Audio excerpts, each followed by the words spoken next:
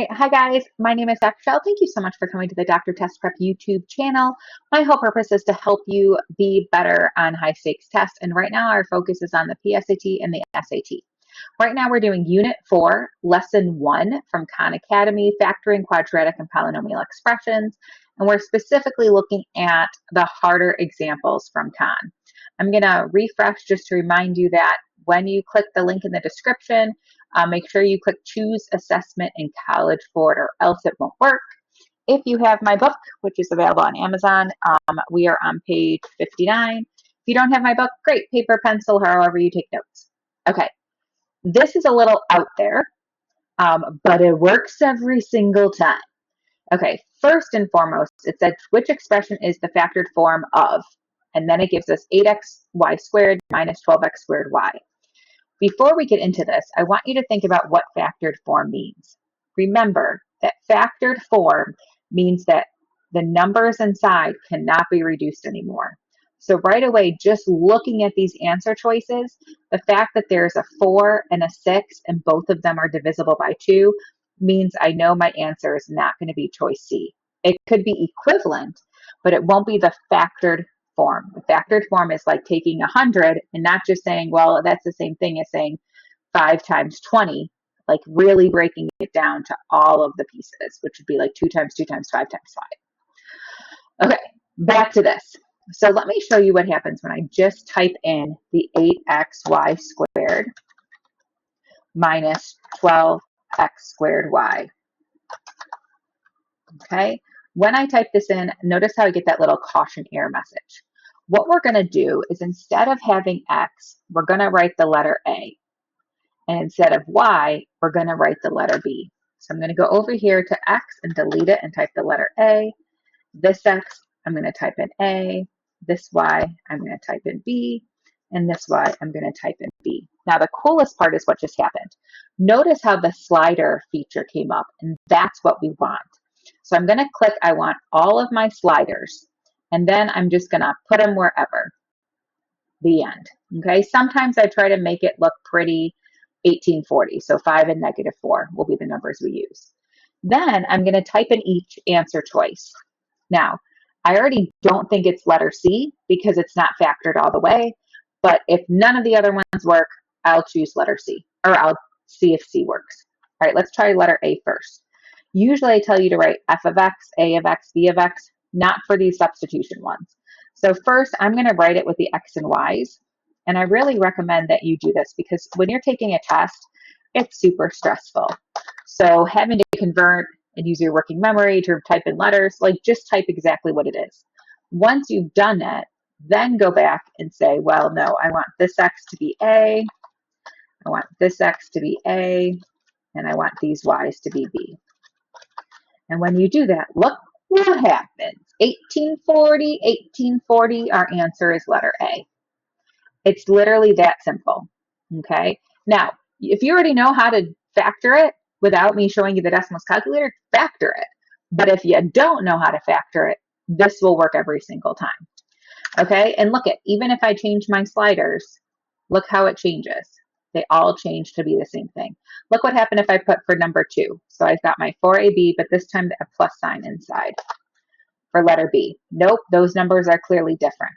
If I do letter C and have 3A here minus 2B, I still get 718, but I get the opposite. One's negative and one's positive, and we don't want that answer either. So that's why the correct answer is choice A. Let's do the same trick for that very, very long problem. First, we're going to type out the 6x squared. Remember, shift 6 gives you the squared feature. Don't forget you're going to have to use the arrows, though.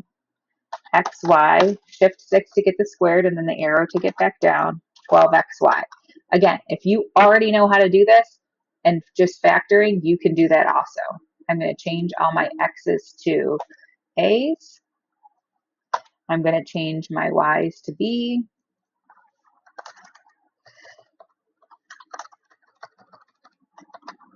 And I'm going to add my sliders. Okay, and then I'm going to pick something that is not 0 and 1. I don't think I can get anything simple, so we'll just leave it there. Okay, so now we're just trying each option. Option A. Well, first we're analyzing. We see negatives, positives, okay, and pretty much almost everything looks the same except for the letter B has an x squared in it. So I can tell by looking right here that this doesn't have an x squared. So the fact that there's an x squared here, I know that that can't be the correct answer. Now, you could just notice, well, the only thing different now is the last term. So which last term is correct? So you could be like, well, here's a single y, here's two y's, here's a single y. So if I divide this by y, these cancel. If I divide this by y, I'm left with just my single y. And this cancels, so there's no y left, so it's got to be choice A, which is correct, okay? So you can look at it analytically like I showed you, or you can do what we're going to do now, which is we're still going to type it in with x and y, so we've got 3xy, 2x minus 3y, plus 4, and then we're going to change our x's to the letter A,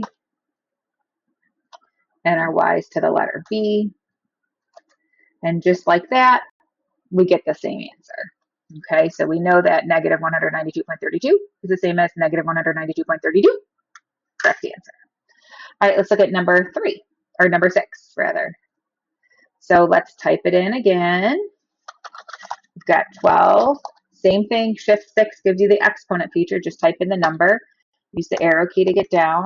27ab squared. And then we're going to get our sliders. And just set your sliders to anything that's not 0, 1, or 2. Okay, now we just go through each one and see which one makes sense. So we've got, and this time they're nice. They already have it in AB form for us. 2a minus 3b plus 2a plus 3b. That's the correct answer. Wow, I used A a whole lot.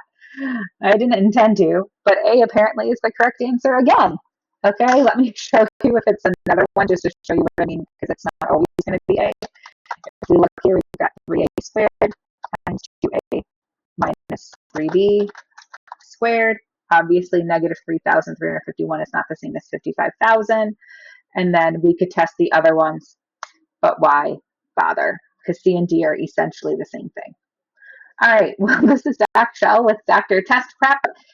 Please watch this video now again and practice along with me. The slider feature is amazing. We're going to use it especially when we get to the later units.